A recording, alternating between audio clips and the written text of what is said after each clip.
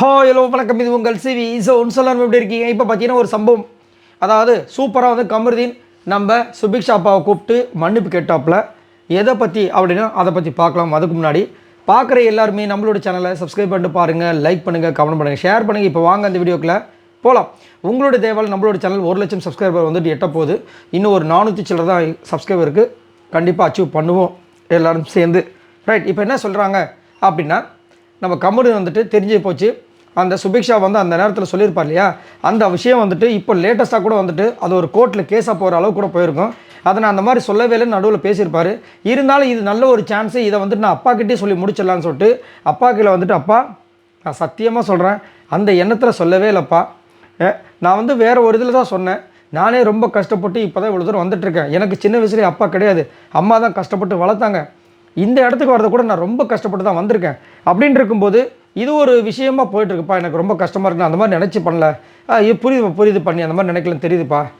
நீ கஷ்டப்படுறேன்னு சொல்லி அப்படின்னா பாருப்பா, அவங்க வீட்டிலலாம் நீச்சல் குளம்லாம் இருக்கே அப்படின்னாரு. அப்போ அது தெரியலப்பா நம்மளுக்கு, ஆனால் நான் ரொம்ப கஷ்டப்படுறேன்ப்பா. சரிப்பா ஒன்றும் பிரச்சனை இல்லைப்பான்னு சொல்லிட்டு அவரும் வந்துட்டு அதை வந்து அக்செப்ட் பண்ணிக்கிட்டாரு. பட் இருந்தாலும் அவங்களுக்குள்ளே கண்டிப்பாக மேபி அந்த டைமில் இருந்திருக்கலாம். அதே மாதிரி அவரே சொல்கிறார் கமருதீன், ஒரு நானும் சுபிக்ஷாவும் ஒரு 3 வாட்டி சண்டை போட்டுருப்போம்ப்பா மொத்தமாகவே. மற்றபடி எனக்கு அந்த பொண்ணுக்கு எந்த பிரச்சனையுமே இல்லைப்பா, எல்லாமே புரியுதுப்பா அப்படின்னாங்க. அதுக்கப்புறமா வந்துட்டு எல்லாம் முடிஞ்சுது. இதில் வேறு வியானா, எனக்கு என்ன தோணுதுன்னா, வியானாவும் சுபிக்ஷா ஆல்ரெடி ஃப்ரெண்ட்ஸாக இருப்பாங்களோன்ற மாதிரி தோணுது. உங்களுக்கு தோணுதான்னு சொல்லுங்கள். ஏன்னா இப்போ வந்து பார்த்தீங்கன்னா சுபிக்ஷாவோட தம்பி என்ன பண்ணுறாருன்னா, அவள் வந்துட்டு ஏதோ ஒரு இது பார்த்துட்டா போல இருக்குது, அதை பார்த்ததுனால வந்துட்டு நம்மளை ஒதுக்கி வச்சிட்டா, வெளியே வந்தால் பேசுவோன்னு நான் சொல்லிட்டு இருக்கேன். அப்போ நீ போய் வெளியே போய் பேசிக்கோ அப்படின்றாரு. ஓகே, உள்ளே வந்து சுபிக்ஷாவும் வியானாவும் ஃப்ரெண்டு, ஓகே.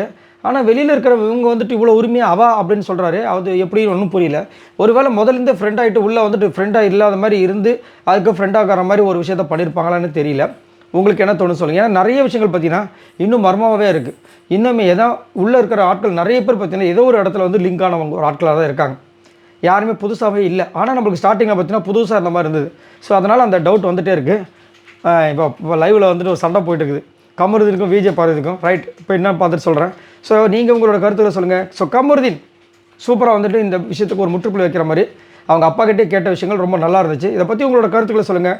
அதேமாதிரி நாளைக்கு எவிக்ஷனில் கண்டிப்பாக சுபிக்ஷா தான் போக போகிறாங்கன்றது அவங்களோட ஃபேமிலி வந்தப்போ அவங்க பேசுகிற விஷயங்களை வச்சு தெரியுது. உங்களுக்கு என்ன தோணுன்னு சொல்லுங்கள். பாய் நண்பர்களே.